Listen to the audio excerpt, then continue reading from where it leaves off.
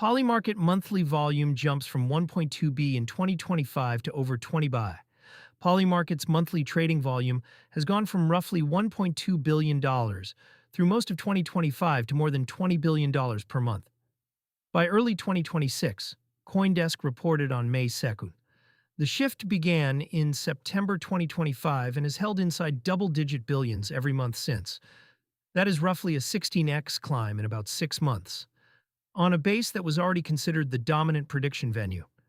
It also lands in a quarter where most other crypto-adjacent venues are seeing flat or declining volume, with crypto VC funding falling to $659 in April, the lowest monthly figure since July 2024. What changed in September 2025? The 2025 baseline was unremarkable. Monthly volume hovered around $1.2 billion in a market structure where users mostly traded U.S. political contracts, crypto price markets, and a handful of headline sports bets. The platform was profitable and well-known, but the monthly throughput looked more like a niche derivatives venue than a mainstream exchange. Volume started accelerating sharply in September 2025.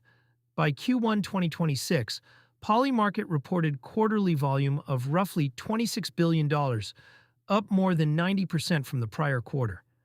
March 2026 alone delivered north of $10 billion, with subsequent reads pointing to monthly figures above $20 billion.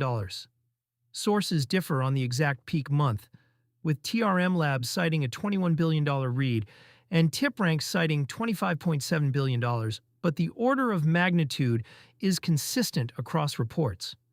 The category mix changed alongside the absolute number. The growth has not been crypto-only trading. Geopolitical, sports, and political markets have done most of the work, with markets around elections, military escalation, and high-profile sports events drawing the largest contracts. Wallet count tracks the volume curve. Volume growth on a thin venue can be misleading if it reflects a few large traders rotating positions. The wallet data does not look like that. Monthly unique wallets nearly tripled in the 6 months leading into February 2026, reaching 840,000. That is consistent with new participants showing up rather than existing users sizing up.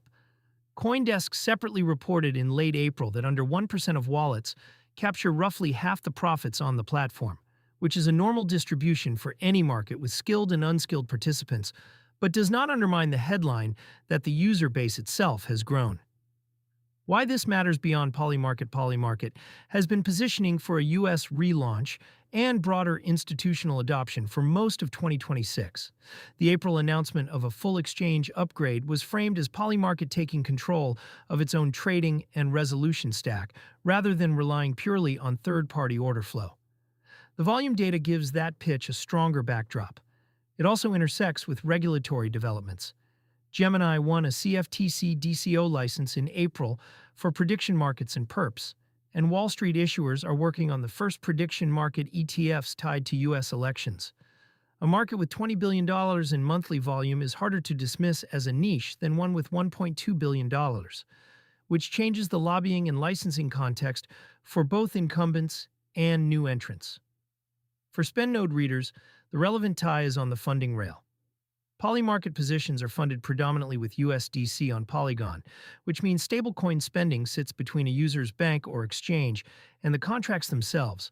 Heavier prediction market activity is one driver of the broader stablecoin adoption story that Bitso recently flagged in LATAM, though Polymarket's own users skew US and European. What the data does not say, a few caveats are worth keeping in front of the headline. Volume is gross, not net. Polymarket's market structure means a single contract can be traded multiple times before resolution, and each leg counts. So $20 billion monthly volume does not equal $20 billion in fresh capital inflows. The 2026 surge is concentrated in a handful of high-attention markets. If the next election or geopolitical cycle quiets down, the monthly figure could compress. The September 2025 pivot looks structural, but it has not yet been tested across a full slow news cycle, and the venue still operates in a U.S. regulatory gray zone. CFTC actions, state-level enforcement, or a shift in how the next administration treats event contracts could change the trajectory quickly. The growth is real. The regulatory floor underneath it is not yet settled.